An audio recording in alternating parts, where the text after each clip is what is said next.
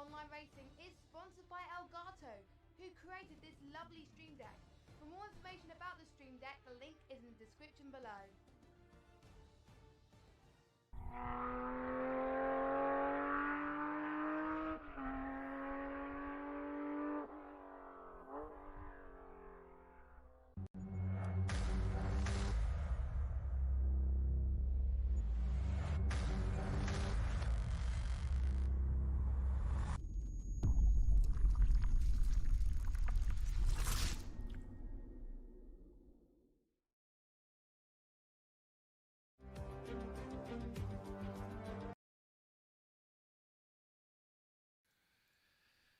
Hello everyone, welcome to another edition of Apex Online Racing's North American F1 League for Season 22. It's Round 5 and the French Grand Prix from Circuit Paul Ricard. I am Benikage. With me tonight, as always, is the ever so wonderful Tipster. Good evening to you, Tipster. Bonsoir and bienvenue. There you go, look at that. Much more prepared than I am. Right out the gate with it. But no, good evening to you. It's going to be a interesting race here at Paul Ricard. A kind of a love-hate track. Some drivers love it, some drivers hate it. But you know, I think we're in store for a very interesting race here tonight. Well, as we heard last week in some of the interviews, some of the drivers are welcoming the fact that there are very few barriers close to the track this time as we head up to Paul Ricard. The thing is, with this track, there's a lot of deceptive turns, though. The exit of one turn quickly becomes the entrance of another, and that makes it really difficult to tell where the racing line is and where those apexes are. So it's going to be interesting to see how our drivers cope with that tonight.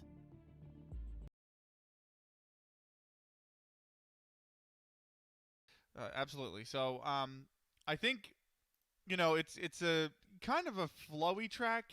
It's been described as a lot of turns kind of lead to each other, but there's a lot of long straights. Two big DRS zones, of course. The first is the main straight going down into turn 1. The second is down the back straight going into the Montreal hairpin. A lot of opportunity to overtake here tonight, and I think we're going to expect to see a lot of it. Yeah, well, we've got those two DRS zones you mentioned going the Mistral Straight, the infamous Mistral Straight, which is a mile long on the back leg.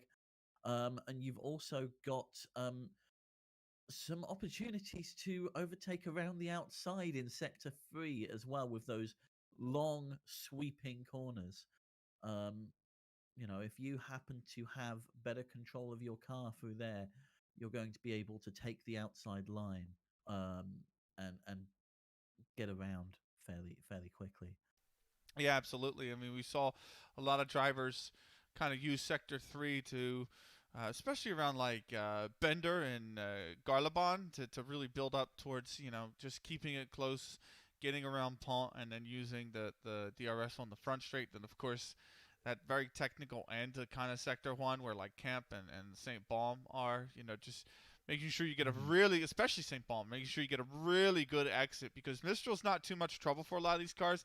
And then, you know, you get a good exit out of St. Balm and you could really set yourself up nicely for the overtake. Now, if it stays dry, I think we're going to see a lot of that overtaking. We didn't have a dry race in, beg your pardon, in the first, in an EU race, I should say. So, you know, could lend itself to a lot more drama, certainly.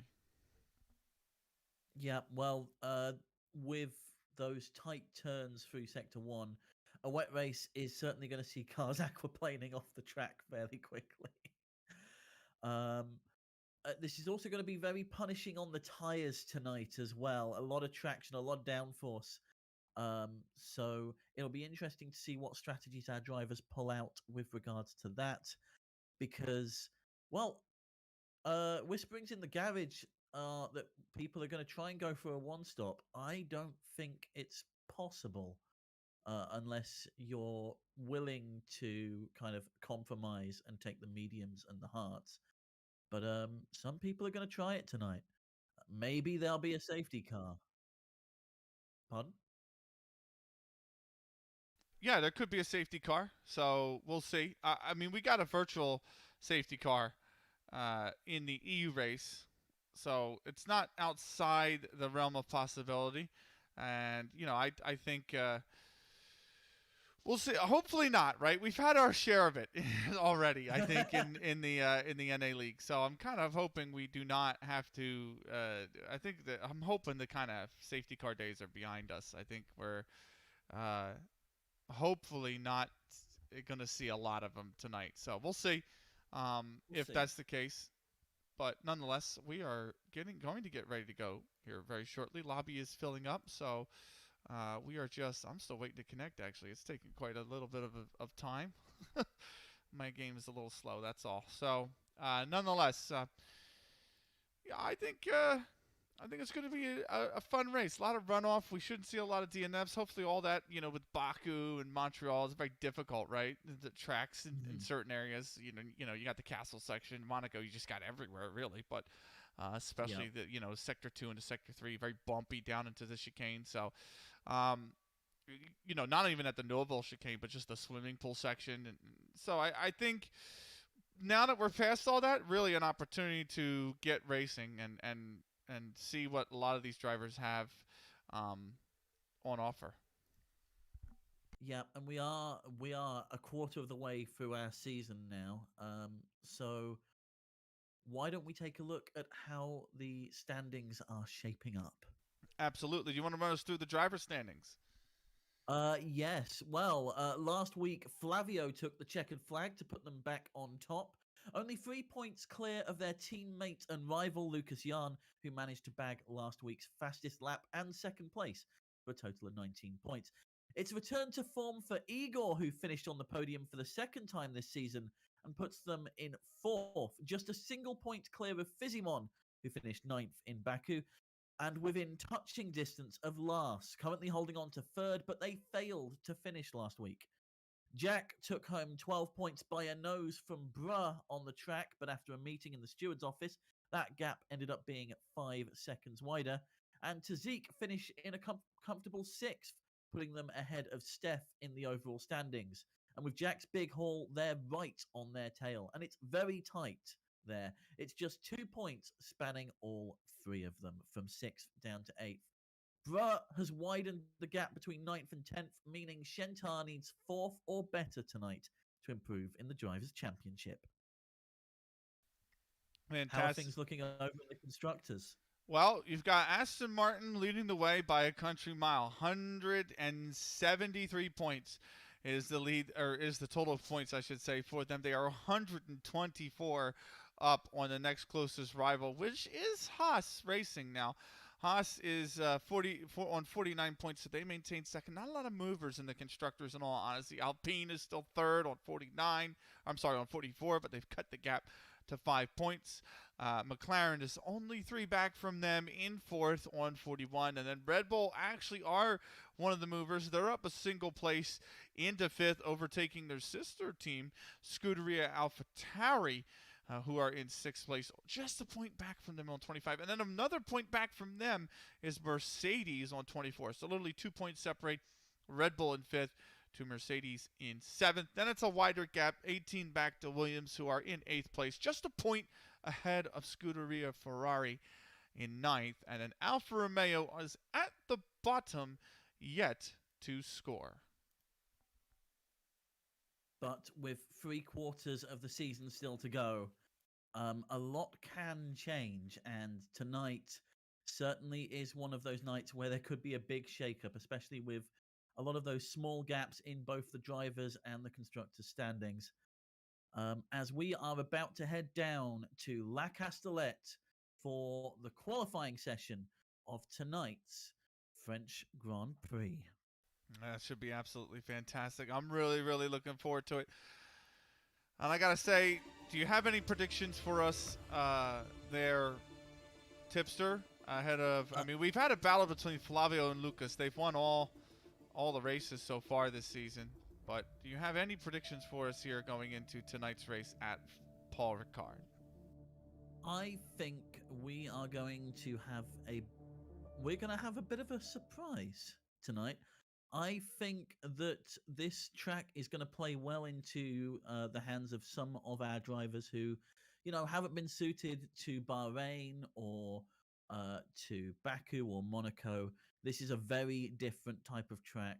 I think we might see someone surprising on the podium tonight.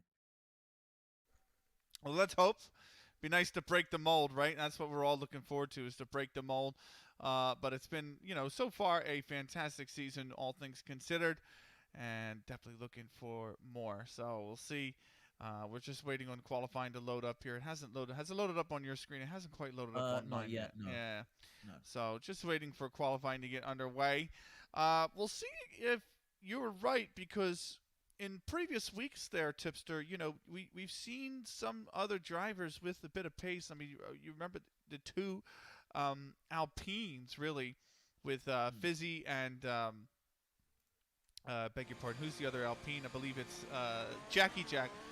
They ran 5th, 6th. They looked, the potential to be pretty, have quite a bit of pace, I should say. So I'm looking forward to see if we get any more of that, obviously. And well, you also had Igor, I should say, real quick. You also had Igor, who had quite a lot of pace in last weekend's race. So maybe there's a possibility that one of these two could come away with a race victory here tonight.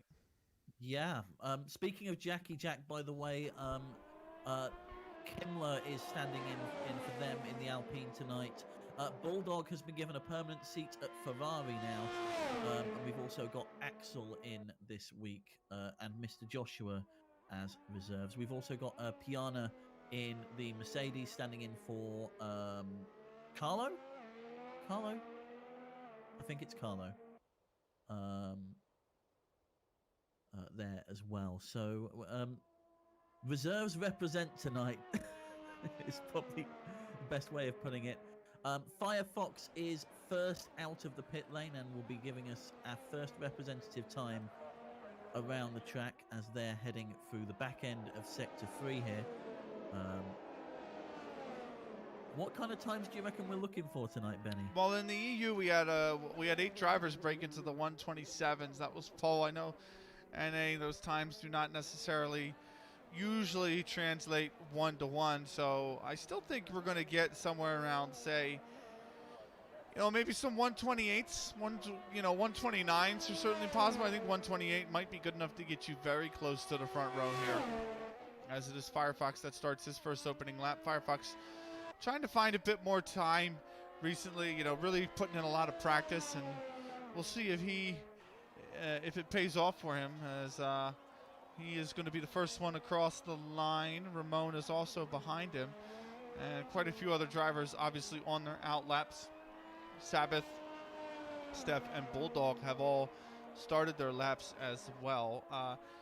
Anybody, you said you think it's going to be a surprise in terms of the results tonight, but is anybody in mind that you think that will really come shine through here in Paul Ricard? I think Tazik is going to be challenging for a podium tonight, honestly. We've seen them have consistent pace through the last few races. They've been a little unfortunate sometimes with how tight the track is, but I think we'll really see them shine tonight. Yeah, I think Tazik is who I'm backing, and Steph's probably going to be up there as well. Yeah, Steph for me would have been a very good choice. You're right about Tazik. The pace is definitely there. I'd love to see a little bit more consistency, but we'll see. We switched over to Ramon because the Firefox invalidated his lap. Ramon is going to be the first one across the line. He is going really flat out. What's the time going to be is the question. And he has done a... Has he done anything? Oh, I'm sorry. 129.2. 129.2 for Ramon. Sabbath goes top with a 128.7. Steph not far behind with a 128.5. These times are already tumbling pretty fast. And Bulldog in their seat for Ferrari, posting a 130.19. No doubt they'll be putting in another lap later on in the session. So, interesting enough, right? With those times, you said the Bulldog was a 29.9, but a lot of the first EU laps, because I actually wrote them down as I was commentating them. So you had a lot of the drivers come out on their opening laps, and they were around there. I mean, Rivershawn had a 28.5, Kev Jennings had a 28.5, Liors had a 28.6 for their opening lap. Minty had a 28.5, so that seems to be kind of the opening pace. A lot of those drivers did wind up improving down. Like Richie had a 28.4, his second lap was a 28.0, Kev shed 2/10, so interesting to see if we're going to get the lower 28.2s here tonight. I mean, it's a possibility on the second lap. The track evolution was good enough for quite a few tenths. I mean, some drivers like Minty, starting on that 28.5, went down to 27.9 by the end of the qualifying session. So, you know, track evolution is going to be worth, you know, good half a second to a full second. So we'll see what, you know, these 28.5s and whatnot that are coming through, 28.7s are not necessarily bad laps to start with. Oh yeah, they're good banker laps. For definite. It's just that the track's fairly green right now. I reckon in the last few minutes we're going to see those times tumble. As Kimmler sets a fastest lap of a 1:27.5. Fizzymon goes P2 with 28 dead. And Tazik's posted a 28.7. These aren't bad times for a banker lap. These aren't bad times at all. Interesting strategy from Firefox and Joshua, both opting to go out on the mediums to begin with. The mediums being about 1.2 seconds slower than the softs on average. So we'll see how that plays out for them. But our two leading drivers in the championship yet to go out. Of course, everybody's kind of looking to those times, right? Everybody's kind of looking for Flavio and Lucas. Everyone's kind of looking even for Igor in the McLaren, who's also shown quite a bit of pace. So waiting to see what those times do look like. My board is not quite updated, actually, with any of the times, so I'm relying on what you've been telling me so far. I know Firefox has invalidated quite a few laps, but I believe, according to what you've told me, Steph should be P1. Is that correct? Steph is currently P4, okay. 1:28.5. Kimmler is currently P1 with a 1:27.5. Then it's Fizzy on a 1:28 dead, Piana on a 28.3, and then it's Steph on a 28.5. And then Tazik now in P5. Nice. So that 27.5 from Kimmler is a very competitive lap, really. I mean, 27.4 was the pole lap over in EU, so that's a really, really competitive lap to start out. I mean, that's a lot of paces. The timing board is just finally updated, so don't worry, chat. We'll be handing over the stream next weekend, so you'll be able to see all the actual timing in real time. You just got to bear with it for one more weekend. But nonetheless, no, that's a very quick lap. Interested to see, like you said, what the Aston Martins seem to do. They haven't taken the track yet. No. I think they're waiting for either the traffic to get out the way. In fact, no. Lucas is currently on their outlap right now as we speak. Probably now that the traffic's out the way and the track's warmed up a bit, they think they can get a representative time in. Possibly looking to put in a banker before the final 5 minutes. Because as you know, when that 5-minute bell rings, there is a rush to get back out on track. Oh yeah, I mean even in the EU League and whatnot, I beg pardon to keep making the comparison, but just trying to see what we saw earlier today here on this channel. About 3 minute 30 left is about when a lot of these teams started to really pour drivers out back onto track. So 5 minutes, like you said, the 5-minute bell, yeah, people start to really come flying out. But even after that, I think teams with 3.5 minutes to play, maybe even 3 minutes to play, are going to want to come out on the pits. They're really going to want to try and get a hot lap in. So we'll see if they can do so. And Lucas on their hot lap has invalidated it going into turn 1 right there. Went a little bit too wide They'll have to go again as Flavio is coming out for their outlap now, and just about to approach the home stretch. These are the two big contenders. They have not failed to podium for the last 4 weeks. Could tonight change that? Yeah. I mean, we'll see. Absolutely, and not only have they not failed the podium, but Flavio's got 2 wins in 2 seconds, and the 2 seconds are just behind his teammate Lucas, who has a second in last race and also a third. So literally that difference between the third place and the second place, I'm sorry, the third place and the first place is the reason why you have the 3-point gap. So nonetheless, we'll see what they can do.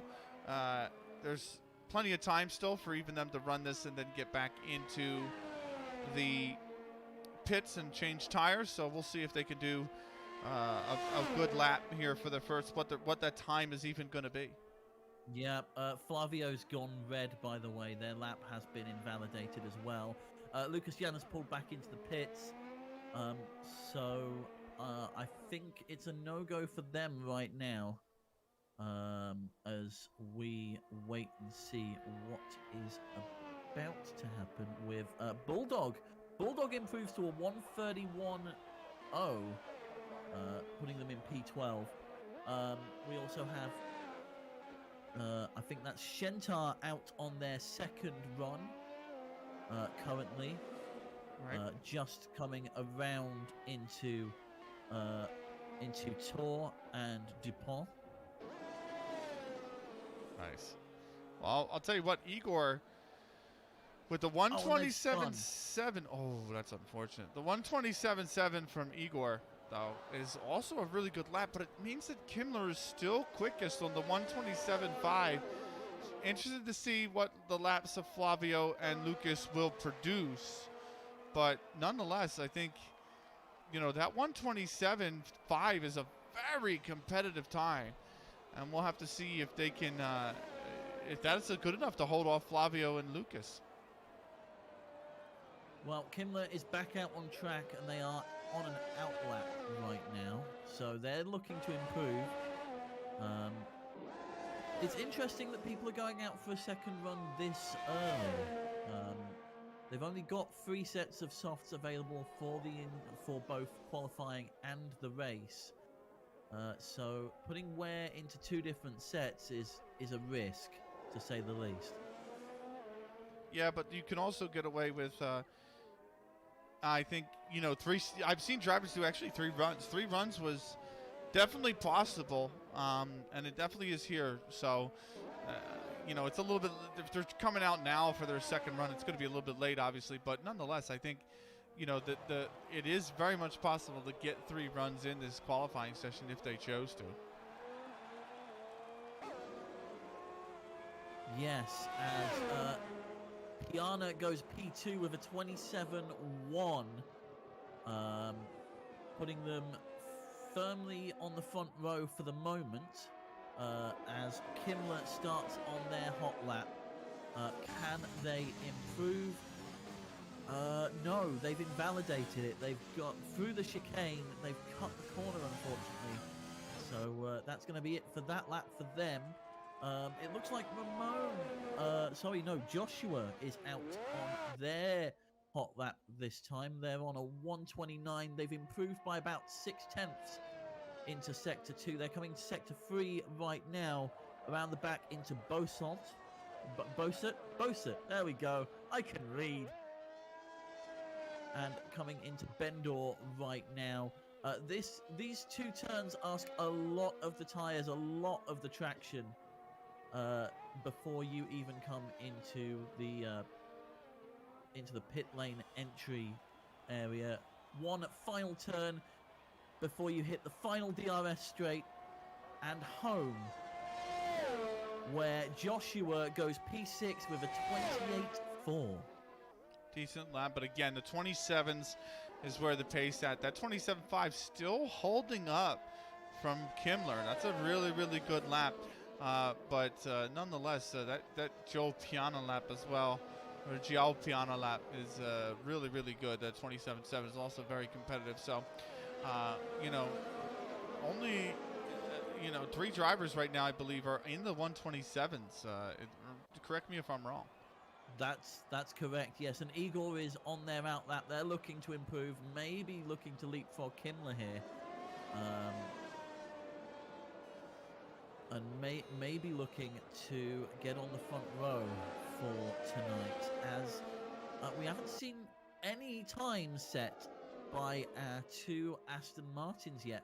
Both have got the mediums set ready to go, which is interesting, because as I said earlier, there is, you know, a 1.2 second deficit on the mediums compared to fresh softs. So if they think they can make that up, or maybe they don't want to be front of the grid, maybe they're looking to hit somewhere around 5th or 6th, stay near the middle, but have that option open of being able to go medium and hard, which, to be fair, on paper is the best strategy tonight. Honestly, I can see it kind of. We didn't get the weather report. I don't know if you did. I did not get a weather report this time. So I'll have a look at the weather. Bear with me. Yeah, I didn't. I think if it's one of these things where the rain is potentially coming in the middle of the sector again, I could understand it. So, nonetheless, I think Igor here is really.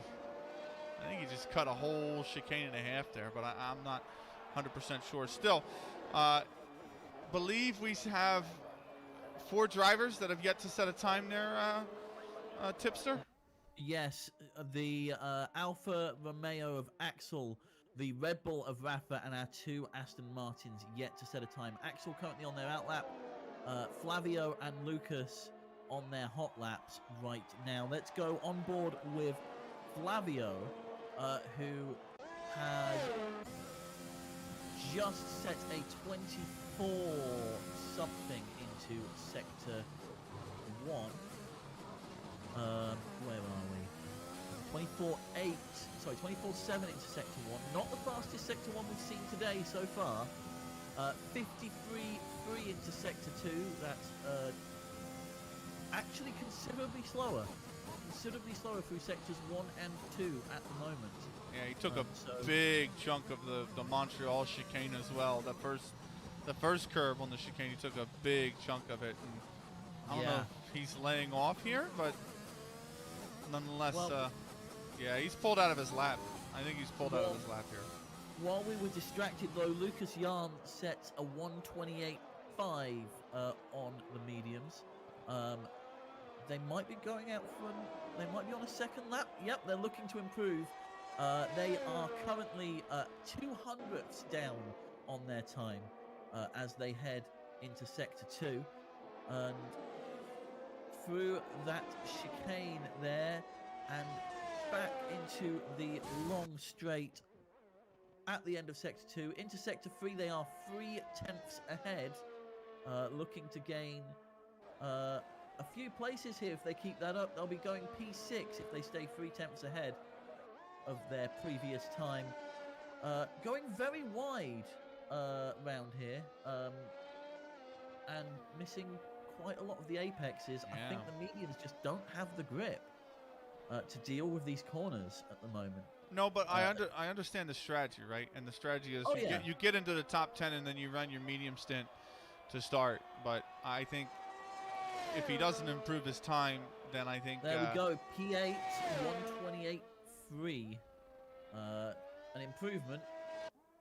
But that's it. That's it for Lucas Jan, and they could theoretically not even be in the top 10.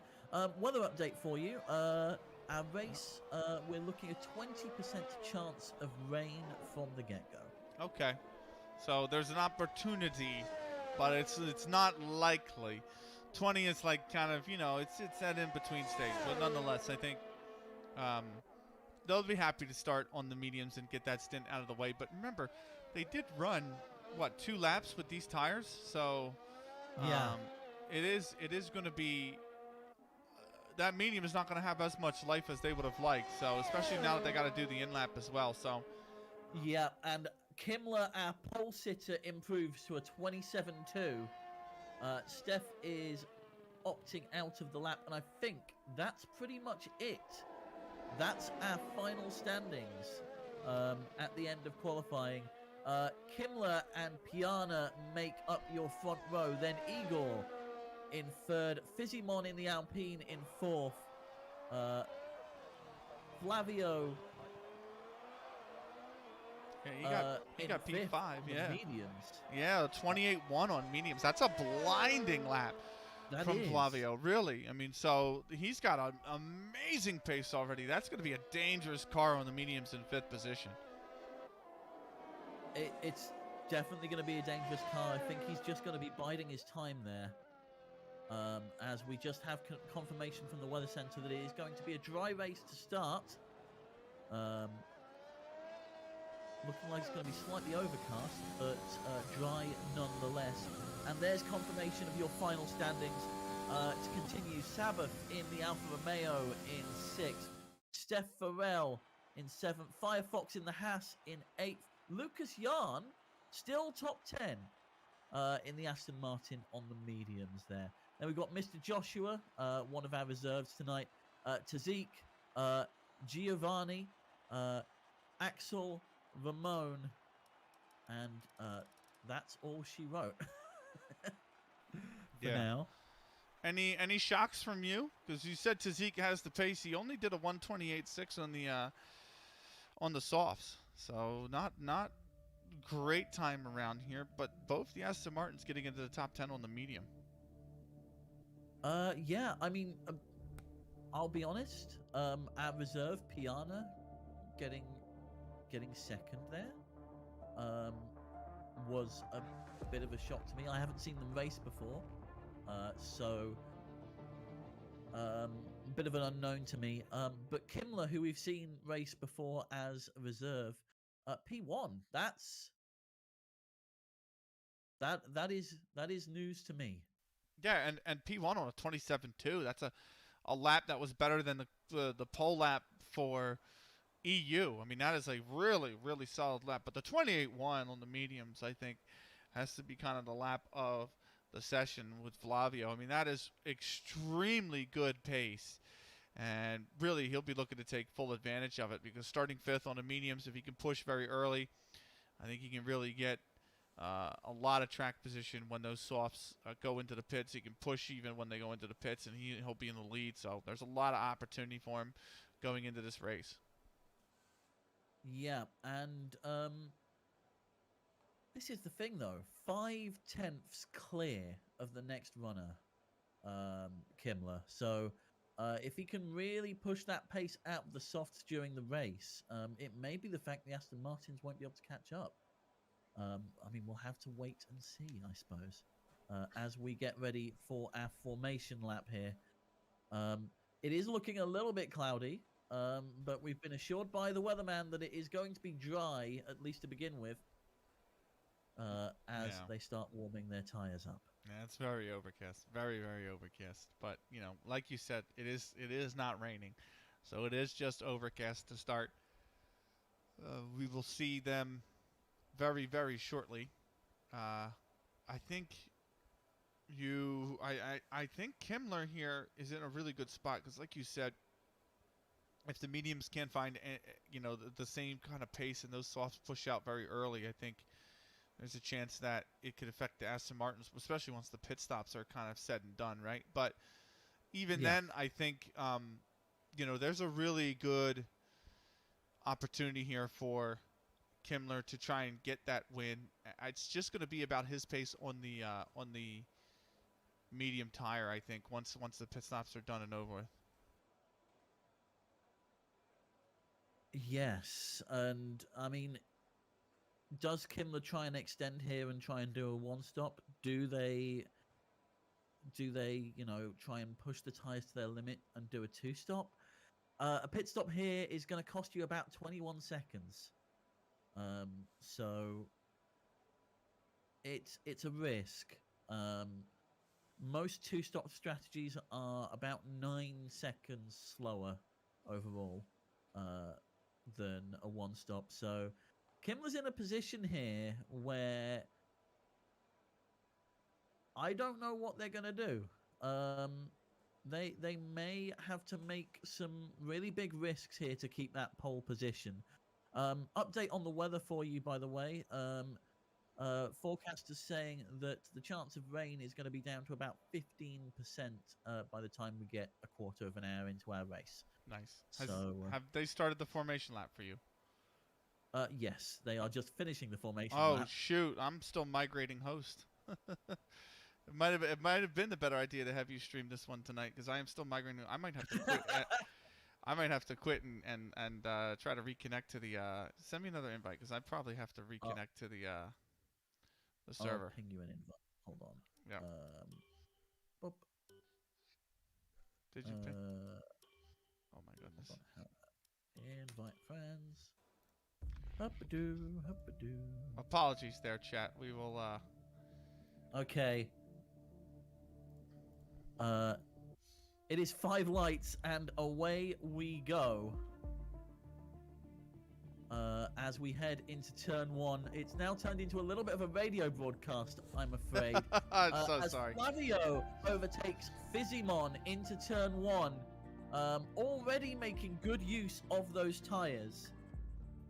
As we have a yellow flag, one of the Haas's has gone off. I believe it's Firefox has spun out, I'm afraid. So they've gone right the way to the back. Flavio making their way up the field. Lucas Yarn also doing the same, moving up 3 places in this lap alone. Other movers and Firefox is having so much trouble at the back. That's their second spin in as many turns. They're going to have to do some serious catching up here. Mr. Joshua and Giovanni Santos making some good ground, as well as Ramon, which means Sabbath and Tazik are now out of the top 10. These gaps starting to widen. Kimler keeping some very good pace here, managing to go 4/10 ahead of Piana as we round the final set of corners into the home straight for the first time. Hopefully they can extend that a little bit further if they want to hold on to this, because Flavio and Lucas Yarn are chasing him down.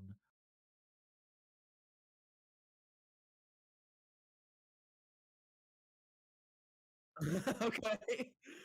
So Igor is also making ground on Piana.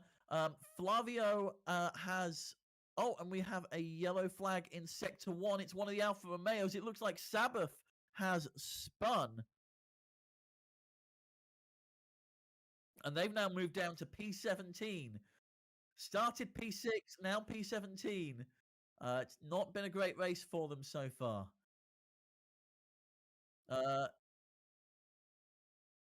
Okay, let's do this again very quickly. Sorry, gang. Having some technical difficulties with my game. And Sabbath now making the pass on Wilhelm, or at least attempting to. A very tight turn, taking the outside of the first part of the chicane to take the inner of the second. Moves them up to P16. No other movements as of yet up front. The cutoff at the moment seems to be between Ramon and Tazik, where there's a 1.2 second gap so far. Igor's pulled back as well. The gap from first to second is now down, up to 6/10. As we move into the second lap here at Circuit Paul Ricard. And your second invite is coming.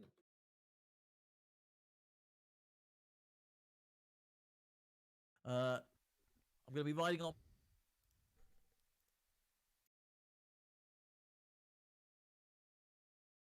by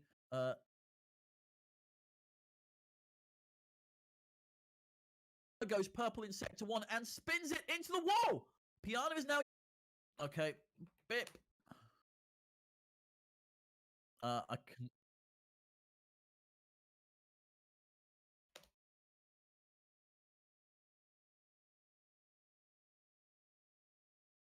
We should be back. Apologies, gang. We should be back. I'm getting back. So Igor is now P1 as they managed to over. Okay. I failed to join. Our You need mic's another live. invite. Okay. Yes, mics are live. Okay. You join us now as Igor is P1. Igor is P1 with Piana chasing them down. A quite spectacular pass down the home straight there a couple of laps ago. I'm sorry we couldn't catch it for you, but we've been having some technical difficulties. So bear with us as we get those fixed. Okay. Ba, ba, ba, ba, ba.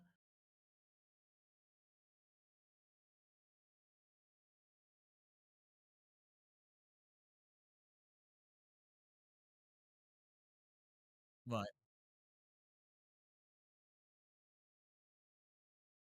I couldn't tell you.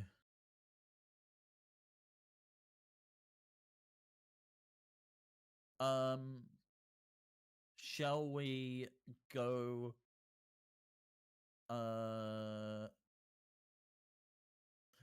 shall we go through the back door for now? Hold on.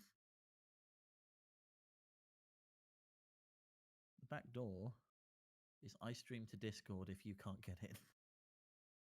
And you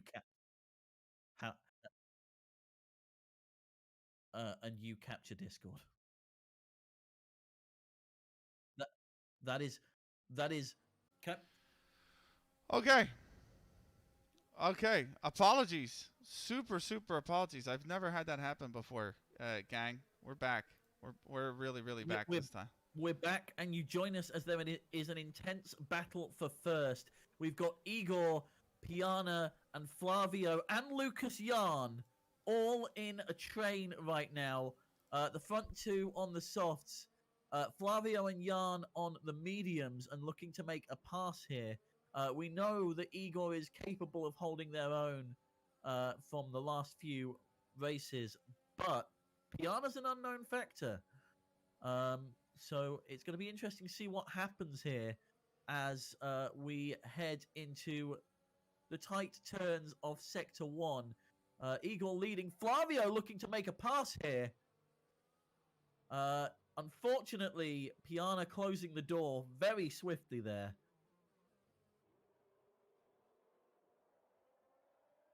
Yeah, it's a really tight. I beg your pardon, we missed everything. Firefox DNFs, Kimmler is out as well, so I beg your pardon. OBS crashed and then the game crashed, so it all kind of went when it rains it pours. AlphaTauri even confirmed that today, quite frankly. But nonetheless, very good. Igor here, holding on, getting second place. They're trying to chase down Piana here in the Mercedes. Yeah, Piana made a pass there. And Flavio making the pass on Lucas Yarn and is literally nose to tail with Igor. This is going to be a fight as they go on the inside to take P2. And they're sitting there with the mediums. They're sitting there with the longer lasting tires. So I don't know what Igor's strategy is going to be here, as Ramon gets a 3-second time penalty for multiple warnings, mainly track limits and corner cutting. Yeah. But I was going to say, I mean, it's been racing back and forth between these. It's Flavio in the lead now. He's overtaken Joel Piana on the straight down in towards turn 1. So back and forth they go. Of course, it would be the race. All the action happens at the front, which OBS and everything else crashes. But still, that's besides the point. It's just one unfortunate circumstance. Nonetheless, Igor here trying to keep pace. That gap got a little wide actually between him and Lucas. Yeah. It's 7/10 now. Fizzy is right behind as well in the softs. But the thing is, these softs, Tipster, they're really kind of approaching the edge of their life here. They're at their limit now. They are 8 laps in. They are starting to get into puncture territory from what our tests were saying. So Igor managing to get clear of DRS range on Fizzy there. So they've picked up pace from somewhere. As Steph Farrell gets a 3-second time penalty. Let's actually go see Steph and Ramon very briefly. Because it's very close for 8th and 9th. Both of them with a 3-second penalty. So both cancelling each other out. Steph with the soft tyres, but they're going to be wearing away fairly soon. As things seem to be opening up front. Let's go to Piana now, as Igor pulls into the pits and decides no more. Yeah, same with Fizzy. He's into the pits as well. He's dove in. So these two are going to be going off of the softs. We'll see what they elect to come out with. The mediums are going to have to really be taken care of. They both go on to the mediums, mind you, but they're really going to have to be taken care of. Interested to see what our hard runners get out of it, right? Tazik is up into 8th position now, or 7th. 8th, I beg your pardon. He's past the people who have pit, and he's actually gotten by Mr. Joshua as well. Well, the hards really don't have a ton of pace, but they're really, I think it's a lot to ask these mediums for 18 laps. Yeah, we reckon they'll last 15 back in the lab.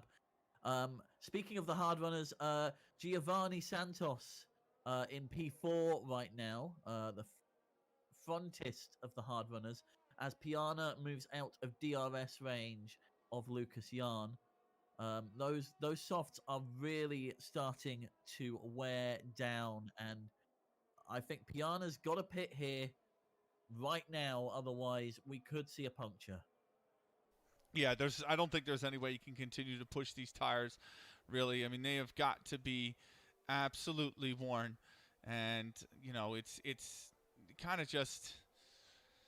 He's done a good stint on him. He's outside DRS for Lucas now. I mean, Giovanni Santos is starting to catch up onto him, and yeah, he's into the pits. He's had enough. He's going to come off the softs as well. Leaves just Mr. Joshua on the softs. Contact! There it is. Contact between. Was that Stefan Lundqvist? It might have been, or it might have been. Oh, he's run wide, actually. That's Lundqvist, who's won very wide, actually coming out of the last few turns there. So, yeah, it might have been contact there. I'm wondering what the wing is like for both these guys. Yeah, I mean, they've having a look at Steph's wing. It's perfect. It looks fine from our angle. Lundqvist is going to need to conserve fuel by the look of it. Their light is flashing yellow, so they're going to need to take the foot off the throttle at some point. But they look to be fine. But they are going they're taking a rather wide line through all of the corners right now. Well, that might be just to let his teammate through, Mr. Joshua. Ah, right. So. You can see. Oh, okay. I say that, and then he's run wide again, by the way. So yeah, I think he might have wing issue. Yeah, it looks like there's potentially some sort of damage. Can't see any cosmetic damage, as it were, but maybe it's not coming through properly. We're going to go up to P6 now, where there is a fight between Rafa and Ramon for 5th. Ramon has been closing down quite significantly. Yeah. I believe that we've got the train going on here. Rafa up front in P5, Ramon, followed by Ramon and then Tazik. DRS is very powerful around this circuit, by the way. 5 tenths overall is what you're going to be gaining over the course of the lap, as Igor sets the fastest lap of the race so far. So they've definitely got the pace. A 1:31.1, which is in fact a full second faster than our current front runner, Flavio. Yeah. So maybe Igor is still in this. Yeah, if you add up the time differentials as well between Lucas and Igor, it's only about like 22, 23 seconds. So him pushing, especially with that fastest lap tipster, he's really cutting down this pit window that Flavio's Lucas are going to have. So as long as he keeps cutting into that time difference, it's going to be very, very difficult for Flavio and Lucas. He's got to push it ahead. If he can get, he's going to want to really get it down to like kind of like at least a 16 or 14-second gap before Flavio and Lucas come into pit. Because if you can do that, then you can nullify any advantage that the softs really will have, and you can come out well ahead of the DRS. Well, I mean, if we're looking at the sector times now, 4 tenths faster through sector 1, 4 tenths faster through sector 2. That time is going to be coming down and down, and once you start getting DRS off people, it's gonna plummet down even further. They're only 7 seconds behind, and to be fair, the mediums are starting to reach the end of their life. They're 12 laps in, plus the laps that they've done through qualifying, as Piana sets the fastest lap of the race. We have got a race here for 8th, maybe even provisional pole right now. So it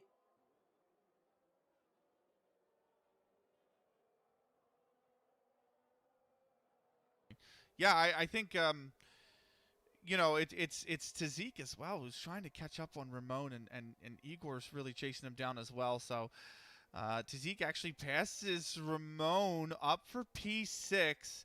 Nicely done by Tazik. He's going to have to try and keep the position, though. He's got to deal with the toe on this the second part of this back straight down towards the final turns. But nonetheless, Tazik by, and we can get a lot of space between him and Ramon. Maybe down at the end of Sector 1, he can just put enough of a distance to break DRS going down into the Montreal chicane for the next lap. Yeah, well, they're getting into DRS territory on Rafa here as well, so that's seriously going to help them. As Wilhelm crashes. He retired somewhere. he retired in the pits. Oh, so he's done the right thing, and he's retired in the pits. So, nonetheless, it is going to be Tazik who has put quite a gap between him and Ramon. So Ramon did have DRS going down the straight, but it is a very large gap. So there's not really a lot that Ramon can do to maybe hang on here, because if Tazik can really, through these next few turns, especially starting with Club here, really widen the gap more, Ramon's going to be pretty helpless going down in towards the Montreal chicane. Like we said, Rafa is going to get a time penalty as well. That's only going to help Tazik. That cuts really the gap down to 2.6 or I'm sorry, no, that he's only 1.4 back, so that is guaranteed P5 right now for Tazik, as long as Tazik keeps it clean. He would love to get the pass done, because we'll see what he wants. But Igor's chased down Ramon, and Piana's not far behind either. This is these are our provisional pole sitters here, with a lot of the front runners still to pit. In fact, let's see. Yes, so Igor on one stop right now. So currently kind of leading the race, as it were, because everybody's got to make one stop during the race at least. So this will be interesting. Piana's managed to make the pass. Ramon is going so wide round this corner that, in fact, Fizzymon has managed to just breeze past them. Yeah, that 3-second time penalty he just got is probably going to get removed by the steward, so I'm not too worried about that. He is dove into the pits here. And he's puncture! Look at the left front tire. It's gone. It's a puncture. And that's the issue. Oh, man, that's dangerous. What is it going to do to the leaders, man? Think of the leaders. They're on 14 laps. But, yeah, so that I'm not going to worry. He might have to serve the penalty, actually. That's unfortunate because he went really wide to stay out of the way of cars like Fizzy and all that. So, no, they instantly put the tires on. So Ramon doesn't. Sorry, he's got 16 seconds of penalty, mate. That's super unfortunate. I don't think all of those are getting scrubbed. No, they're not. But 3 seconds at least might. But still, Lundqvist with a penalty himself as well. And he's at the back of the grid. Okay, fair enough. I read him as P10 there for a second. But nonetheless, like you said, Igor is really pushing. And that gap to the leaders is continuing to decrease. I mean, trying to do the quick maths in my head. What is that now? 17, 18 seconds maybe between him and the leaders. He's trying to really cut down any time advantage that Flavio and Lucas have. Yeah, 19 seconds to the front. And as we said before, a pit stop here is 21 seconds. So when I said provisional pole, I wasn't kidding. As Igor is starting to make ground on Tazik now. I believe Tazik on the hards. And then quite a gap, a second gap to Rafa. Oh, who is in the pits? Rafa in the pits? Yeah. Okay. Yep. Maybe Didn't say some it on my damage. timing Is screen, it the for sure. Is it his first or second stop? Is the question. I'm a little lost there. I think it might be his first. I don't think he's pitted yet, has he? No, he hasn't. So he's pitted That's to his come first, off. yeah. He's pitted to come off the medium tire. So he's going on to the softs. He's got to make the softs last almost 10 laps. That's also daunting in and of itself, I got to say. But nonetheless, we'll see what when the front runners decide they want to come in. That's the question, really. It's going to be when do they want to come in, because Lucas has come in already, as we can see by the fact they're in P6 right now. So it's just a case of Flavio.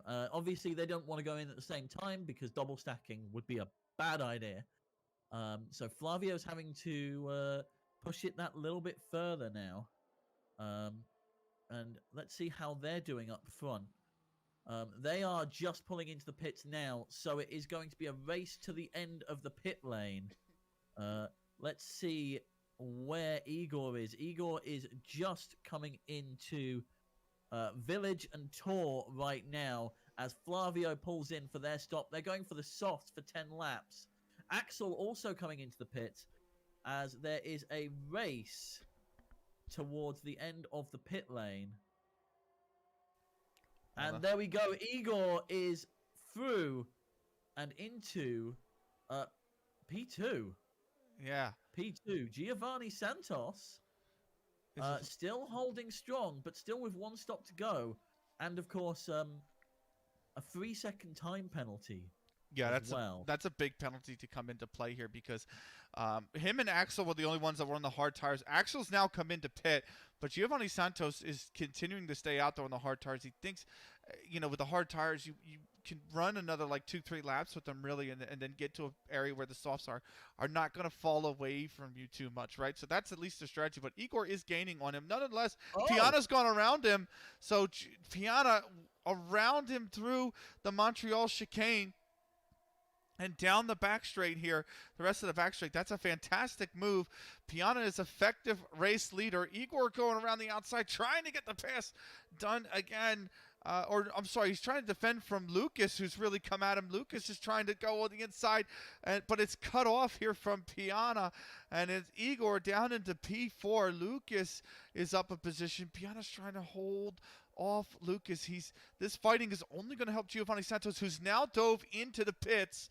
So they're coming around the front straight. Santos is probably going to come out behind them, but the question is just where. P5 probably, maybe in front of Flavio, maybe just behind him. We'll see. He is coming down. We're looking P5, P6 at the moment as Santos is rolling out. Lucas Yarn sets the fastest lap of the race on the softs. Leaving the softs at the end is a risk, as we've seen.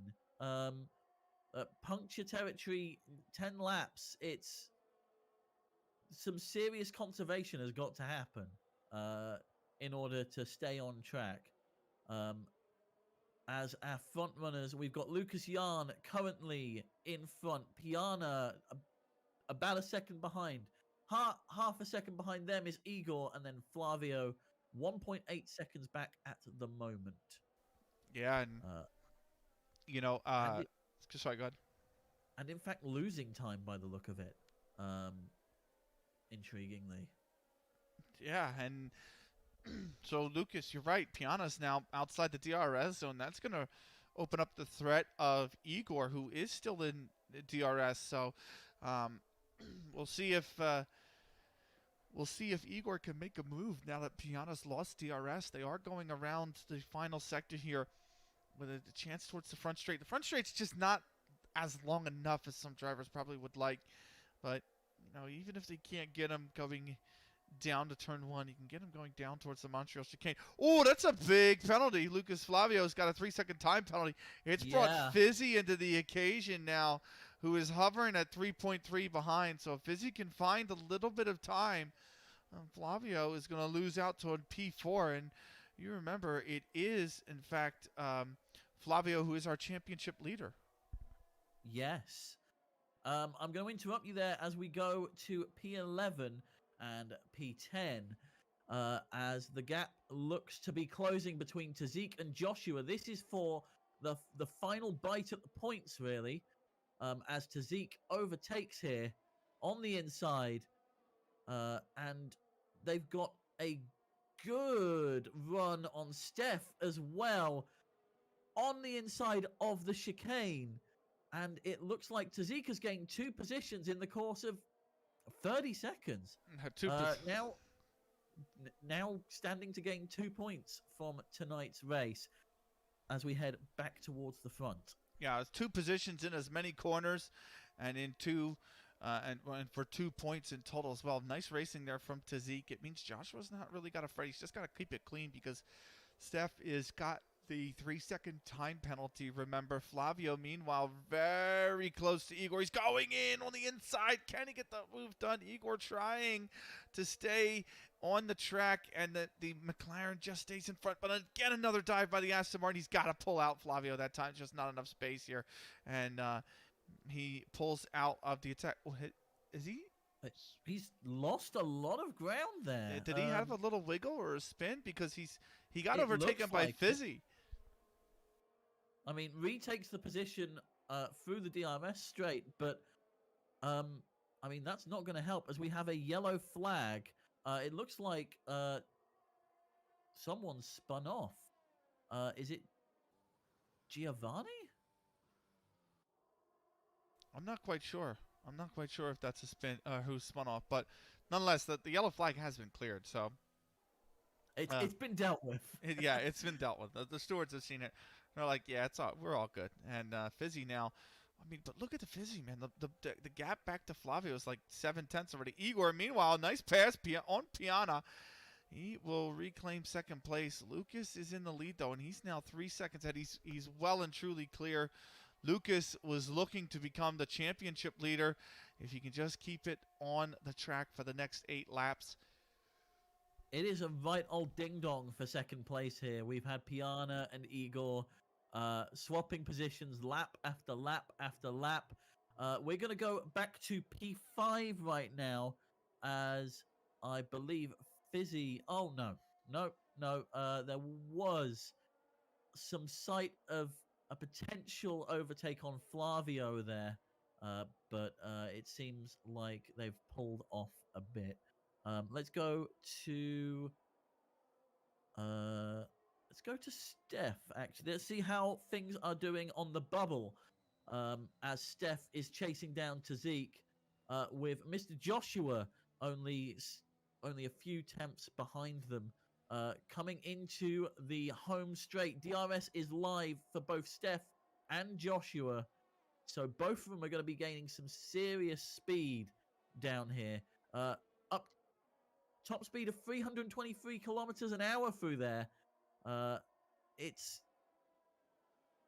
one small mistake at that speed is going to cost you. Yeah, absolutely much. Tazik with a 3-second time penalty. That is music to Mr. Joshua's ears. He is really right now primed to take 9th position off of Tazik. Ramon with more as well, so it just goes from bad to worse from him. The gap's 20 seconds to Shentar in P13, and that's now almost under threat. No. Like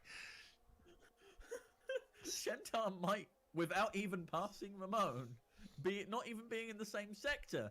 Yeah. Might actually go up a position here. Although they have got a 3-second penalty themselves. Yeah, so the gap's like 4 seconds for Shentar right now. But still, the thing with Fizzy too is he's fallen. Oh, that's not good. Because what I was gonna say was that he's fallen back to like 2.6 seconds, but Flavio's got the penalty, so Fizzy can just maintain the delta. But this time, now that he's got the 3-second penalty, any attempt to get the position off Flavio through the penalty is gone. He's going to be okay. Axel's still 6.3 back, so he's not really got to worry too much about the car behind him now. 5th place is pretty much secure and locked in. Fizzy, of course, not you know, a stranger to that position. He's got a 6th, a 4th, a 5th, and a 9th. So he's been consistently in that kind of mid-scoring position all season long, except for the 9th place, obviously. But still, you know, set for another P5 here as it's Rafa who picks up another 3-second time penalty, and that is going to be big because that brings Zeke, Steph, and Mr. Joshua all into play now. Yeah, and we've got several battles going on here. We've got a battle for P2 and a battle on the bubble for 9th, 10th, and 11th. Giovanni Santos actually making up some ground on Axel here, as they head into Sector 3 right now, heading into Boset, and the long sweeping turns here, which seems to be where they are gaining the time on the softs. Oh, they're both on softs. Okay, this is interesting. Giovanni Santos is going to have DRS down this home straight here, as we can see that line coming to fruition right there, and gaining probably a couple of tenths there. A lot of people with that yellow warning light on, though. A lot of people actually negative on fuel right now. So it's going to be interesting to see how that plays out in the last few laps of the race. As we head back to our front runners, Piana in P4, about 4 tenths behind Flavio, who's got a 3-second penalty. But Flavio is gaining on Igor right now and looking to make the pass. They've still got to get 3 seconds clear, and they've got 4 laps to do it. Well, it's kind of been a difficulty between these three. He's getting clear of each other, really.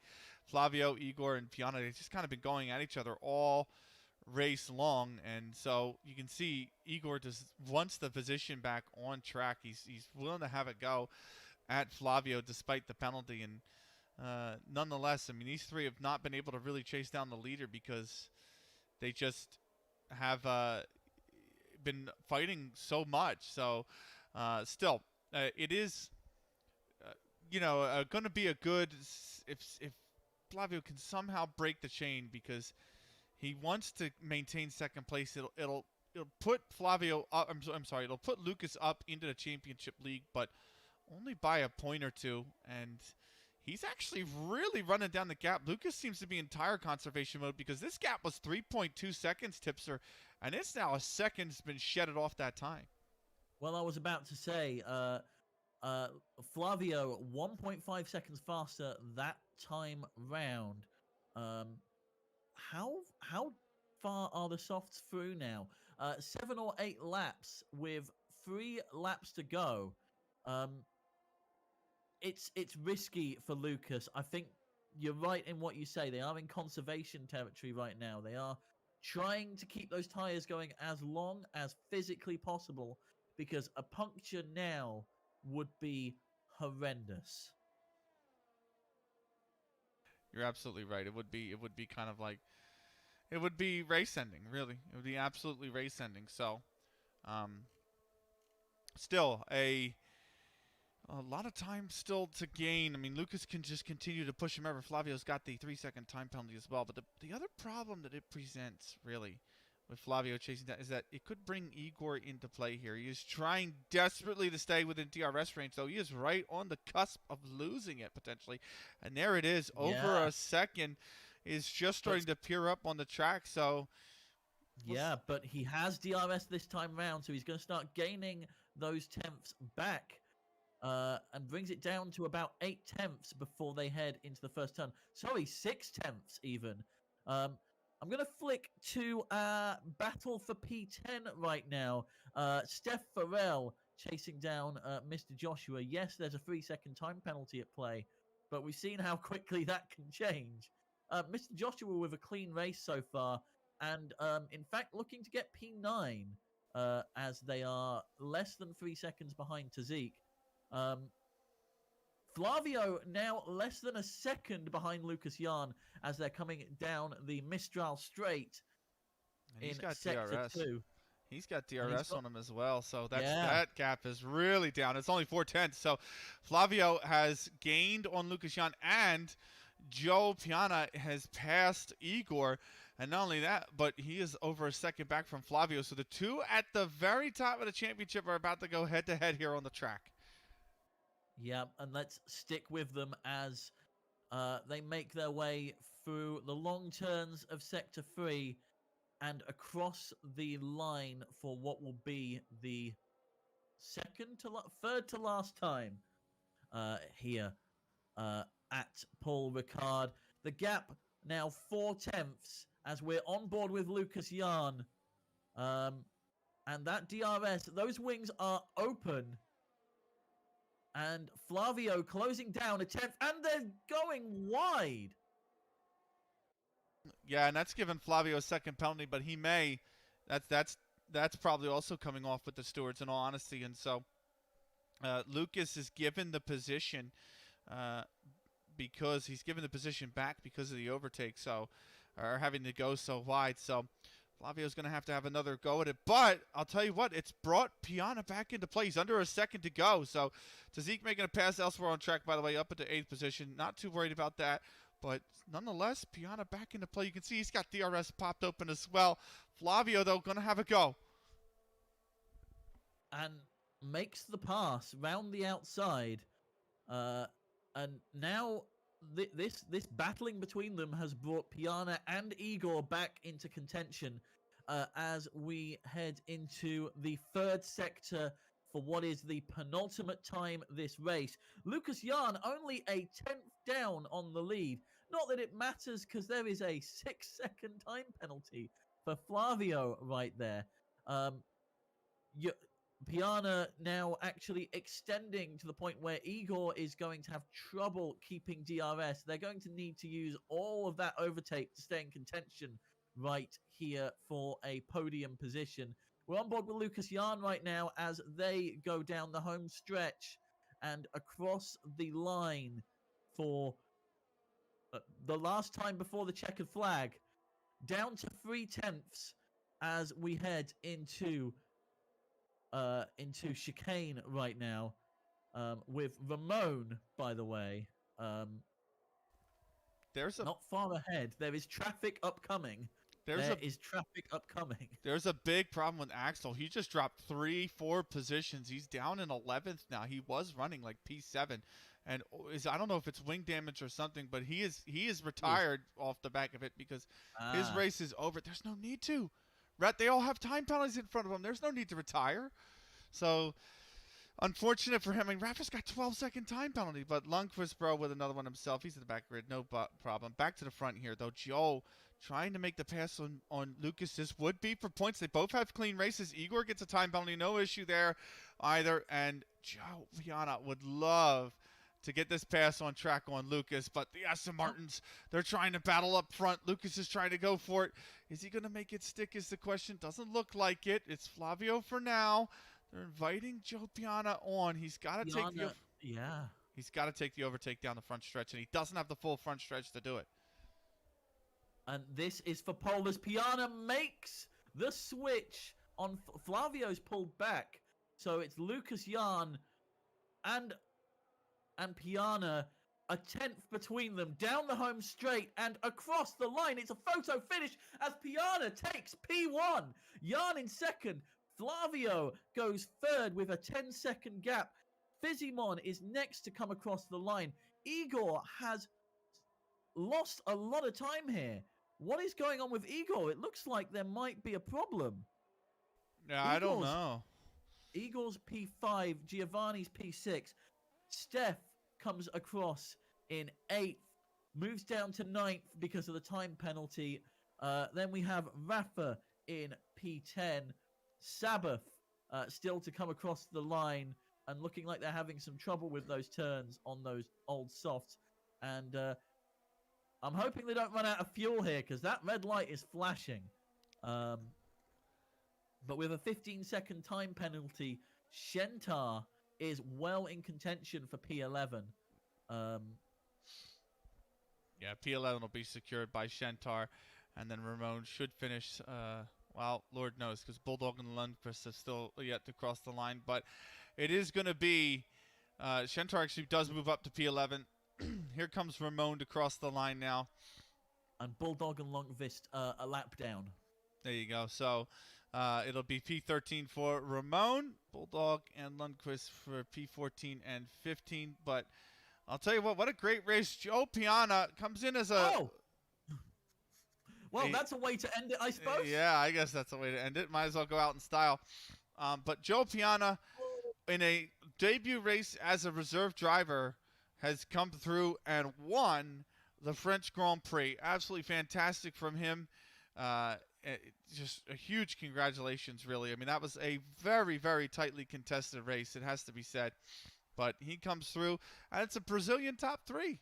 It's a Brazilian lockout on the podium, but the Aston Martins both podiuming very well. I do expect in the post-race that one of the 3-second time penalties on Flavio is probably going to come off. But nonetheless, a really good race overall here at Paul Ricard. Apologies for the technical difficulties that we did have earlier. We'll make sure they're sorted for the next race. But yes, I think it's a fantastic result overall for Joe Piana, and Lucas getting second place, 3 points ahead of Flavio, which means, guess what? It is once again level on points in the championship, and it's also level on countback now as well. So that shows you just how tightly contested this championship between the two Aston Martin drivers is. Sorry, I'm just accelerating through the race director. Absolutely. Before we run out of time here. Oh, okay, fine. Thank you for the extra time there, whoever that was. Nice. But there it all is, in all its glory. I think we're definitely going to see some conversations from the stewards later. A lot of time penalties dished out there. Yeah. Perhaps some unjustly, but we'll see. As we leave Paul Ricard, and that's been a bit of a shake-up for the standings. Absolutely. It's been a bit of a shake-up for the standings. So I think it's been really fantastic race overall. Really good opening race, actually, from Joe Piana, who comes in as a reserve and winds up coming in P1. Yeah, it is. It's quite the shock as an unknown factor right there. So I think we're gonna get ready for our interviews right here. We are. And up next, next along in the calendar is Austria.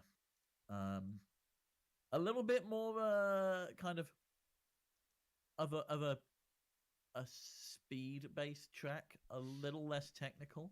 So we'll see how that plays out.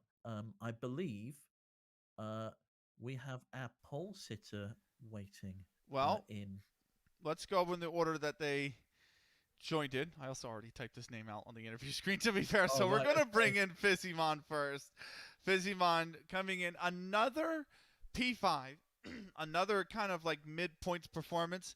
You know, consistency is always key in the championships, and you've got one P4, two P5s, and a P6. How you feeling after that race? Well, I'm going to be I'm going to be that guy and correct you. I actually came across fourth because Igor had the puncture. So I got very lucky there. Yeah. So very happy about that. I'm a little annoyed because I had such good pace. I only lost a little bit of time to Zhao and Igor in the second stint. But I was annoyed because I came into the pits right behind Igor, and the game decided that it was just going to hold me for 2 extra seconds in the pits. And so I came out outside of DRS range, 2.5 seconds back. And I knew that if I was in DRS range, I could have kept with them, but I wasn't in, and I feel like that cost me potentially a podium. But otherwise, I'm really happy with how that went. You know, P4, I can't be much happier about it. I mean, that was a phenomenal race by me. Well, I think that puts you in 3rd overall in the driver's standings with 44 points overall. It's quite the old battle between you, Igor, and Lars at the moment, just a point separating you. What's kind of I've lost track of my question. Sorry. You're good. Lots going on tonight. I'll try to pick it up if you want me to, Tipster. Yeah, go ahead. So, like he said, this is going to promote you to P3 in the championship. You're going to be a point ahead of Igor and 2 ahead of Lars. And what do you think is going to be the key for you in staying ahead of those 2 competitors? So today, on my qualifying lap, I made a mistake going into the Montreal chicane on my final run, and as a result, I lost 2/10 there, and so I could have probably put it on the front row, and I think it's going to come down to qualifying. And then in the race, I actually had, I got unfortunate that I realized all of my practice, I was starting on the tires I did my fastest lap on, but it wasn't my final run. Well, I didn't realize that when the AI takes over for the final, after you cross the line of your final run, that it was going to give me an extra 7% tire wear. So maybe managing that a little bit better, maybe not trying to push it to the very last second in the session if I need to save tires. So a lot of strategy calls. I just need to, just make sure I'm on top of it. Next week's Austria, and it's just going to be the same thing. Just stay in DRS and make the right strategy calls. Don't mess up and keep it going in a straight line.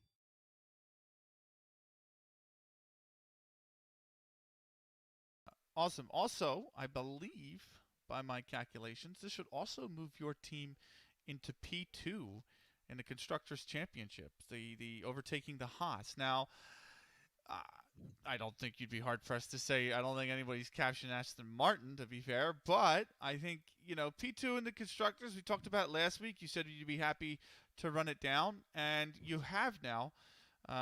What do you think about a 5-point lead that you're actually, Haas is going to drop 2 positions down to 4, so you're going to be 5 points ahead of McLaren. How do you feel about being ahead of them, and do you think that's something you can maintain? I think that's something we can maintain going forward. I mean, Igor is good as my main rival in the championship because, like you said, the Aston Martin guys are just out of my league. But I think I can, take advantage of Igor whenever he's, not having his best day or he gets unlucky like he did today with the puncture. So he's going to be my goal to fight with. And I think that Jack, as long as he's ready to go for some of these tracks, which he should be good on some of them, I think we can take it to them. Haas, you got Lars he's going to be really quick, going to be really competitive when he's back. I don't know why it was in the race today. It was just a last minute call out, which is fine. And Firefox, the Firefox is really good in qualifying. It's just a matter of time till he gets it done in the race. And so it's just going to have to be the same with the Drivers' Championship. Just got to, make sure the strategy calls are right, make sure we're doing everything good, and just doing the best we can and keeping it on track and capitalizing. And we do that, and I think, we can hold on to P2.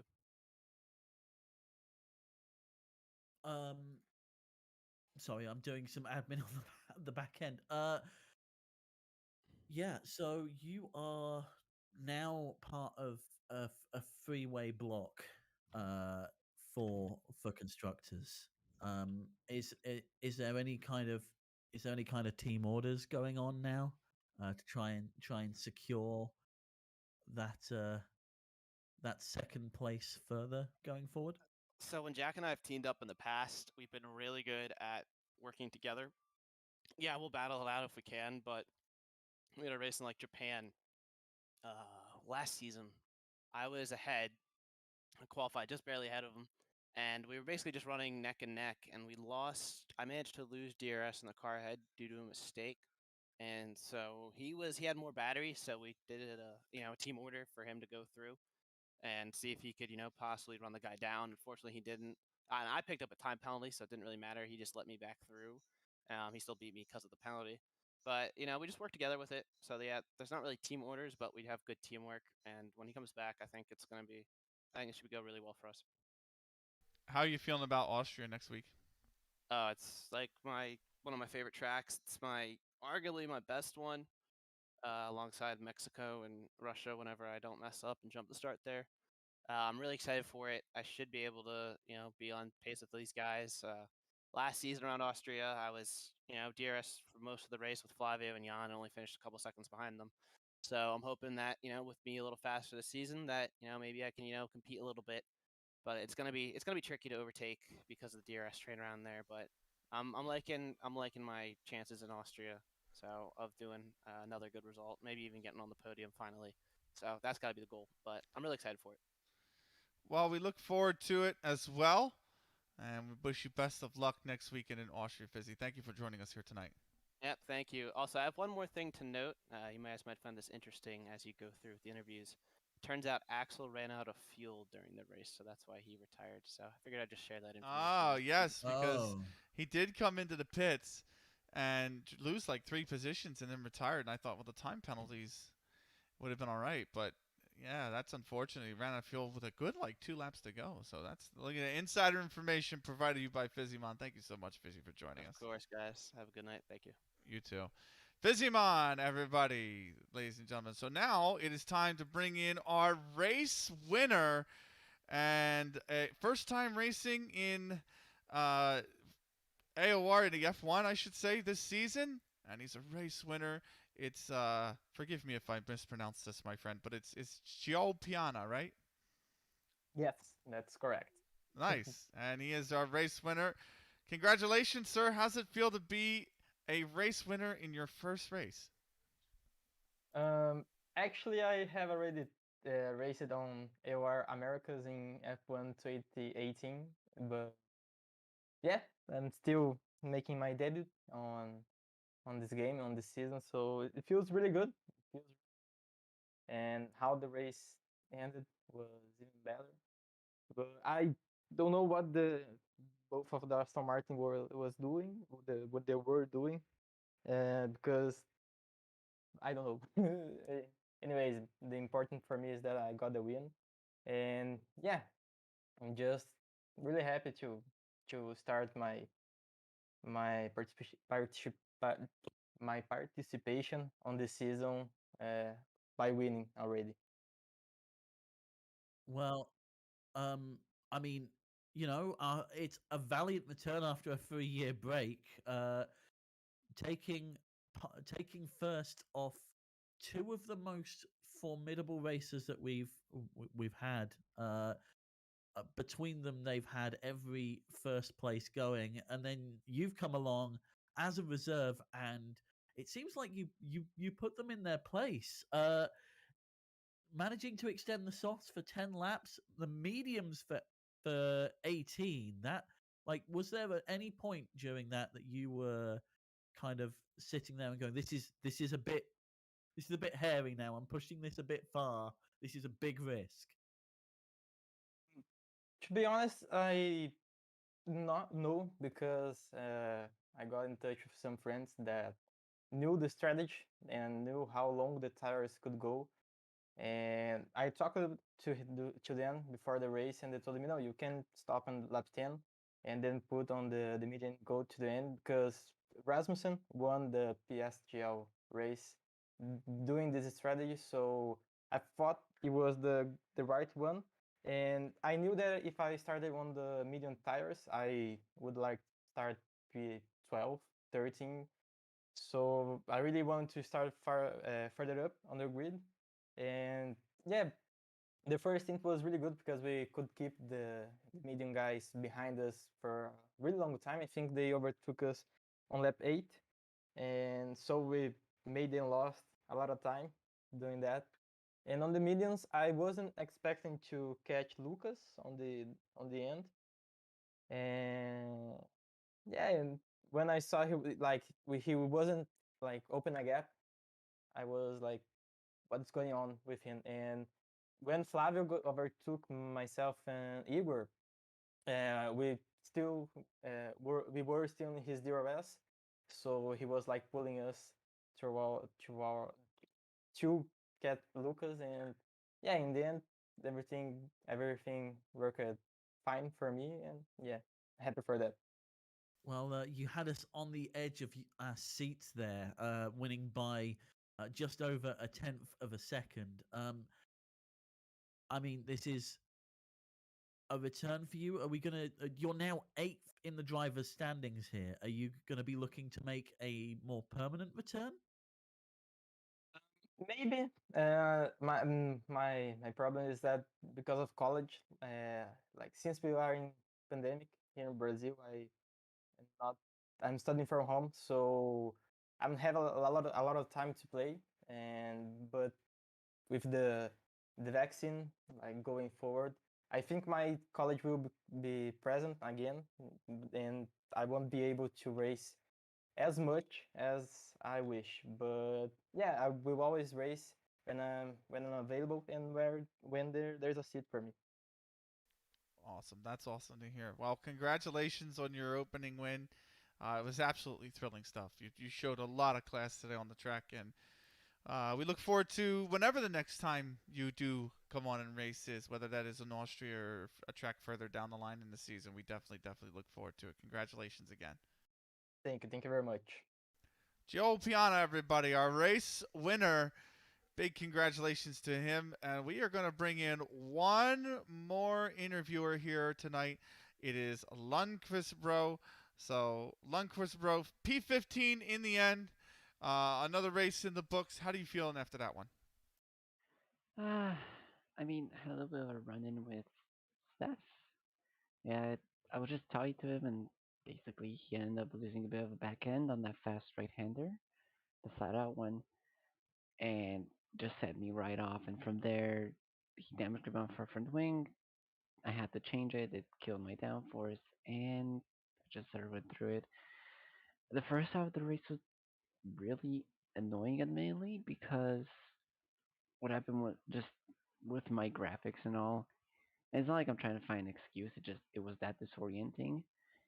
Is that with those clouds with that like fogginess, it was so hard to like focus on the apex, the lines, because they're just so disorienting, honestly. And it just made for a rough first half. But once the sun came out, it was it was unfortunate. That was a switch. It's like, oh, I have a good car, but now but I have the fog, and then it switched to, oh, I just had to pit for and changing my front wing, but hey, at least the sun's out now. It was just a little cruise. It ended up becoming nothing. Something I'm not used to. Um, but hey, it happens. Sometimes it's racing. It was all fair with Steph, and yeah, it was a decent race.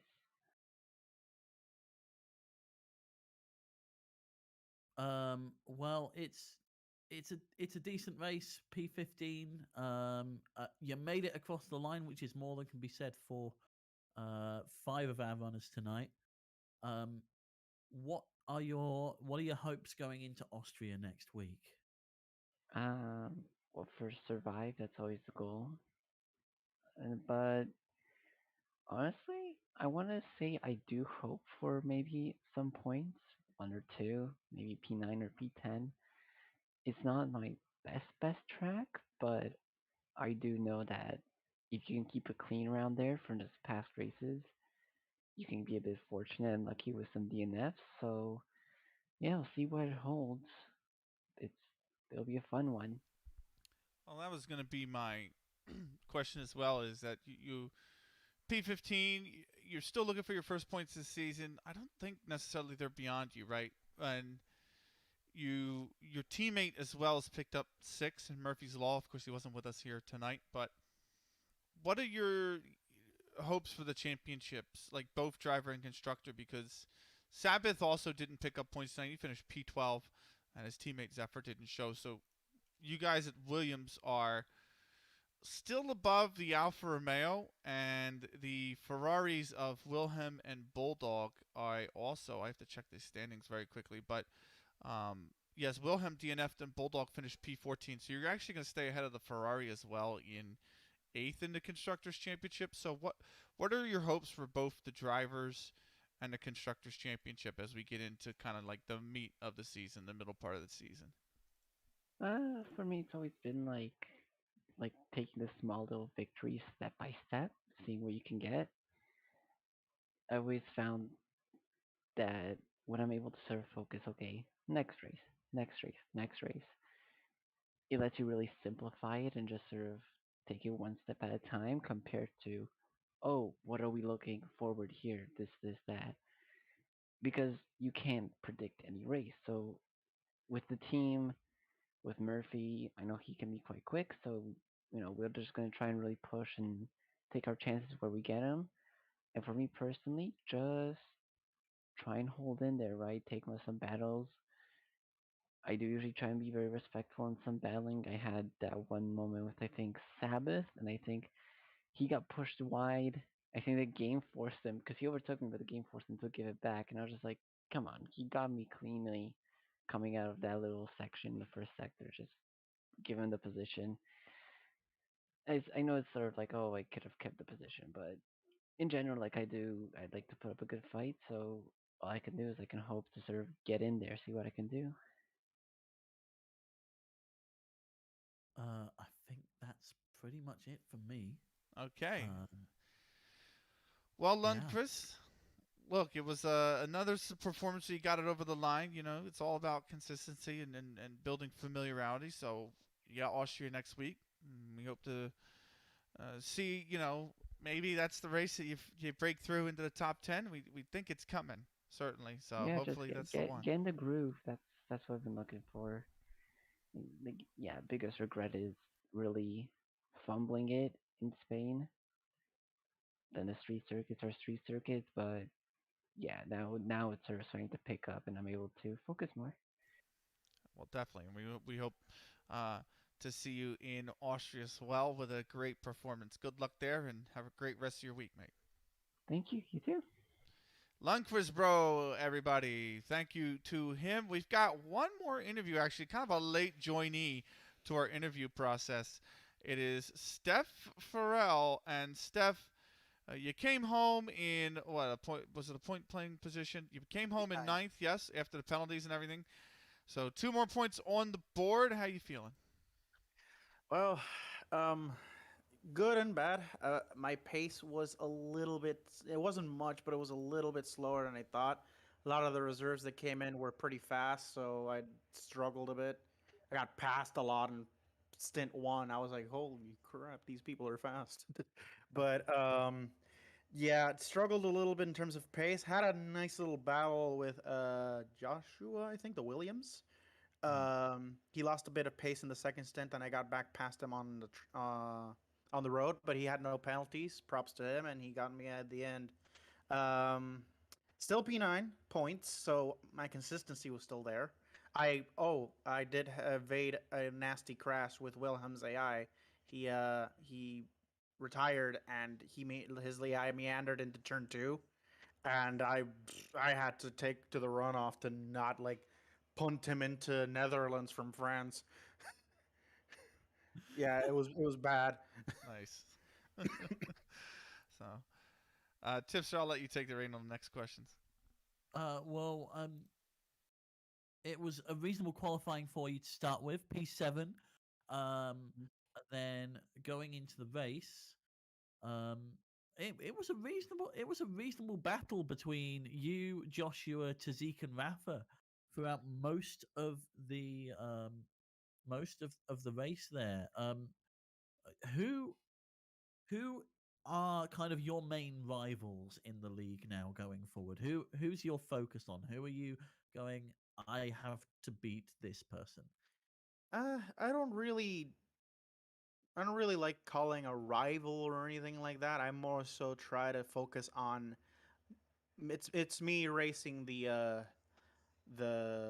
championship table, basically. I don't really focus on who's up there. I just want to be top 5 or better is my real aim. Yeah, I don't really call a rival. I don't have any grudges with anyone or anything like that. But yeah, if you had to make me choose, Sabbath is someone who I'm always trying to be close to or surpass. Me and him are friends. We've raced a long time together. Fizzy as well, but Fizzy is a lot faster than me. I don't think I'm reaching him anytime soon. But me and Sabbath are close on pace, and he's someone that it's fun to race with. I've raced with him side by side before. It's always a fun one.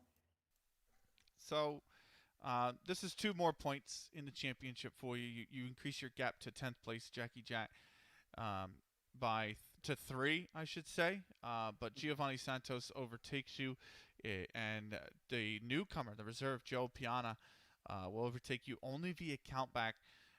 So you're 9th in the championship.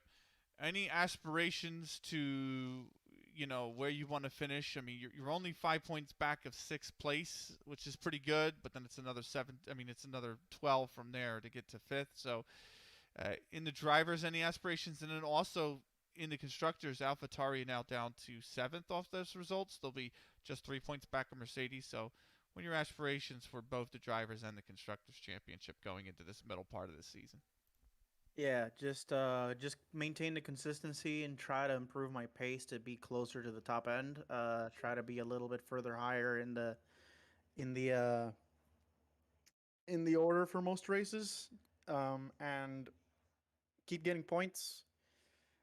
My aim is at least a good top 10, like close to the top 5 or inside the top 5 finish in the championship. That would be like ideal for me, knowing the level of competition there is towards the front. Like most of the Brazilians are ridiculously fast. Fizzy's up there. Sabbath is more or less with me on pace.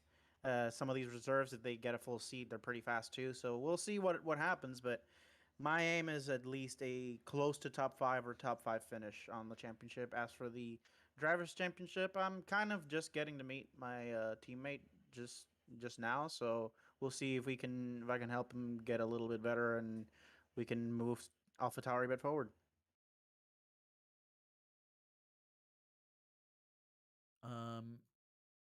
Well, I mean, it's Austria next week, and then after that, I think we're jetting off to. I've lost it. It's gone. Where's it gone? Where are we after that? I've lost it too. Hold on. Oh dear. Okay, what are your expectations Silverstone. for It's Austria? Silverstone in Austria. It's off to Silverstone. It's off to where it all began, I suppose. Yeah, fair. So if you were going to set yourself some short-term goals for the next 2 weeks, what's your aims there? Austria is one I'm definitely going to want to capitalize on. I know my time trial is decent there. I know my pace usually in that race is decent. It's usually among the better tracks for me, because it's a relatively straightforward track for the most part, as long as you avoid the penalties. That one's the one I'm gonna want to maximize the most, because Silverstone, despite me liking driving the track, my pace is usually not great in Silverstone for some reason. Maybe I just got to learn to push harder, but it is what it is. And yeah, I'll try my best on both races, but the one that I'm gonna have to maximize the most is probably gonna be Austria, because I know my pace is relatively good there. Okay, well, we definitely look forward to seeing you in Austria. Steph, thank you so much for joining us here tonight. Indeed. Thank you, and you guys have a good night too. Indeed. Steph Farrell, ladies and gentlemen, our final interviewer. Another 2 points for Steph in the books. So congratulations to Steph on another points-paying position. That is it from us, though, Tipster. Any final thoughts on what we just saw? I mean, what did I say? There was going to be a surprise tonight, and a surprise we got. A reserve who has returned after a 3-year break on the podium, not only on the podium, but taking the checkered flag tonight. An intense battle, and Fizzymon moving up to P3 in the standings overall, meaning that we've got the fight on for third at the moment between Fizzy, Igor, and Lars. We're just about a quarter through the season now. It ain't over. No, it's a long way to go. So we're about almost a third through the season, of course. So, yeah, long way to go. And we hope you join us for the rest of it. So we just want to thank our wonderful sponsors one last time to help bring you this action here on AOR's YouTube channel. Our first wonderful sponsor, Elgato, makers of the wonderful Stream Deck. You definitely want to check them out. The Stream Deck MK2, a fantastic device that lets you take control of your stream with 15 LCD keys, poised to trigger an unlimited amount of actions that you can program to them so you can help evolve your content. Check them out, Elgato, ELGATO.com. Driver 61 Sim Racing Academy as well. Big thank you to Driver 61 for coming on board this season. You can get a 25% off consultation session and free coaching session when you use code AOR Driver 61. Visit driver61.com/sim-racing. That's /sim-racing /D61-sim-racing-academy for a wonderful training program that's customized to fit your needs, your plan, and your budget, including anything from one-on-one group training to epic racecraft sessions. And then finally, thank you to SIMSOK, our final sponsor, a first-of-its-kind product to help you with all your sim racing needs, a cushioned heel for comfort support during endurance events, breathable panels, arch support, special Cool Wicks yarn that wicks away moisture, and strategically placed unique grips means there are no more feet slipping off of your pedals. Visit SIMSOK, that's SIMSOK.com. That's going to do it from us here tonight. We'll be back next week, or at least Tipster will be. I actually will not be joining you, Tipster. I am pre-booked, but Tipster will be with you next week for that Austria ring the Austria race, I should say, at the A1 ring. So definitely look forward to it. But on behalf of Tipster, myself, Benikage, and all of us here at AOR, thank you so much for joining us. Have a great rest of your evening. And